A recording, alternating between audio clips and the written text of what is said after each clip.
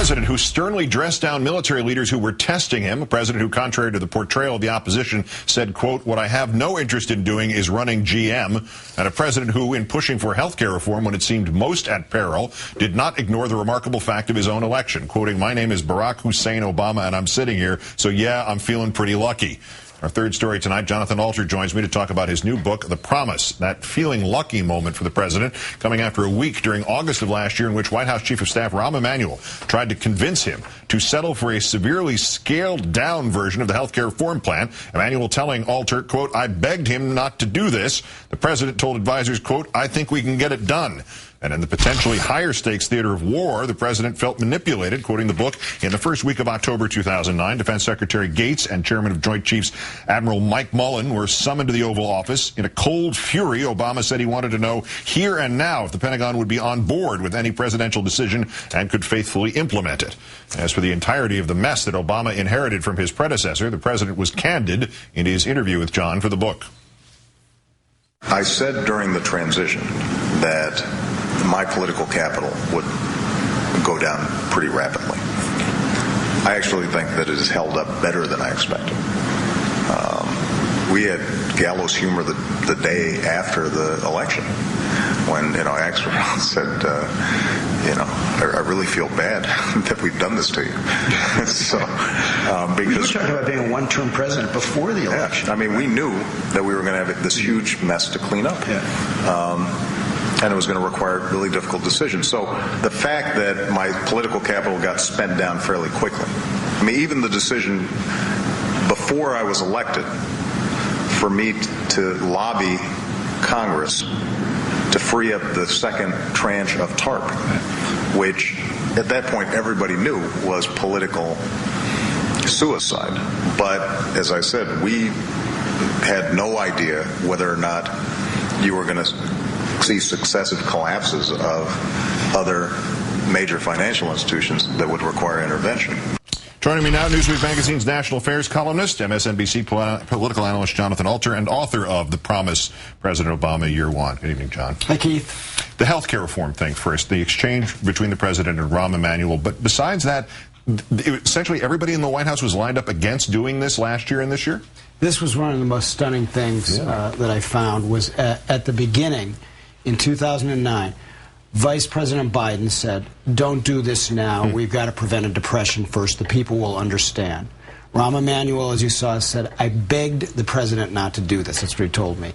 The chairwoman of the Council of Economic Advisors, Christina Romer, argued against it. Chuck Schumer on the Hill and others argued against it. They said, "Mr. President, you only promised in the campaign to do this by the end of your first 4 years.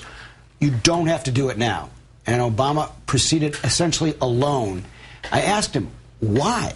Why did you do this in year one? And he said, "I told Nancy Pelosi that I'd go down 10 to 15 points in the polls," as he did, "and I might be a one-term president, but we had to do this." And he said, if we didn't do it now, it wouldn't happen. And he had said to himself on election night in November 2008, if I can do one thing for the average person, what would it be? And his answer, even though he hadn't campaigned on it that much, was health care. The impression I got when I talked to him last year was that there had been something of a learning curve in a hurry about the idea that the Republicans would not engage him in any good faith way on this particular issue. In fact, on almost all issues, including the desperate nature of the economy.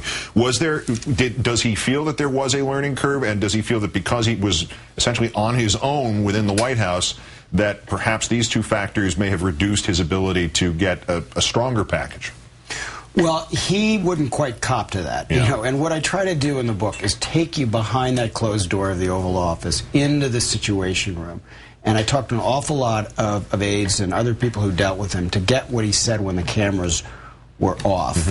And some of them admitted, we should have said to Baucus earlier, "It's over, Max," and tried to move the bill. They also completely messed up the messaging. Yes. They had, as Valerie Jarrett conceded, and the president did concede on this, the wrong vocabulary all year long for framing it. They completely mishandled seniors who were sort of scared by this, even though it was a good thing for them, and they had been loyal to the Democratic Party in the past. So there were plenty of mistakes. And I tried to paint a full picture, not just on health care, but on all the various issues that he confronted. To one of those, the military leaders, story in here about the military leaders testing the president on Afghanistan. You have no doubts in your mind that it was a test, and the response was a passing grade on the president's part? He pushed back hard.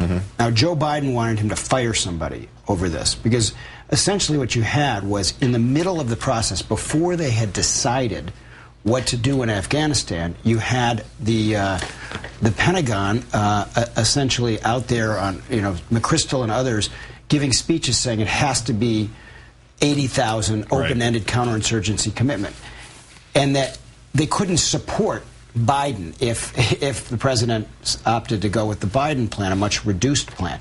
That's essentially insubordination, Keith. Yes. So he comes back, he pushes back very hard. He says, you're doing a great disservice to the men and women in uniform. I want to know here and now that this behavior will change. They gave him those assurances. So and then there was another confrontation with General Petraeus inside the Situation Room. And so I talked to a tremendous number of people who were at these meetings, some of them larger meetings, some of them quite small, to paint a picture of what was described to me as the sharpest confrontation between a president and the military since Truman fired MacArthur in 1951. This fortunately is almost anecdotal in the book, but obviously it's your Harrison Ford stars in Air Force One moment. Back to the inauguration and reports of, as there always are now, possibility of a terrorist attack. There were plans, and there was a debate over what the plans should be if something happened during the inauguration speech. There were meetings between the outgoing Bush folks and the incoming Obama National Security Team because of what was considered to be a very serious Al-Qaeda-connected threat coming out of Kenya, of all places, where Obama's father was from. And Obama canceled some of his rehearsals for his inaugural. But Hillary Clinton first raised the point that you're not suggesting that we would interrupt the swearing in of the president even if a bomb goes off. That's just not possible. We will not let terrorists disrupt this inauguration. And Obama agreed. She put it more colorfully than that, didn't she? According to your book? Yeah, she essentially said that, even if something went off, she was a little bit almost sarcastic about the idea of... Yeah, that's going to happen. Yeah, that's going to happen. Yeah, we're really going to cancel this thing. And it turned out that the threat receded by the time of the inauguration. A quick point about her. I get rather the impression that they now, many people went into this about her being Secretary of State, like, uh-oh. And now everybody's saying it's one of the best decisions that she and he made, correct? Yes, and at the beginning, not surprisingly, quite a number of the Obama advisors were against it. They raised all kinds of objections. There have been very hard feelings left over from the campaign. And finally, Obama said, look, she's the best qualified, and kind of put an end to it. And I go through...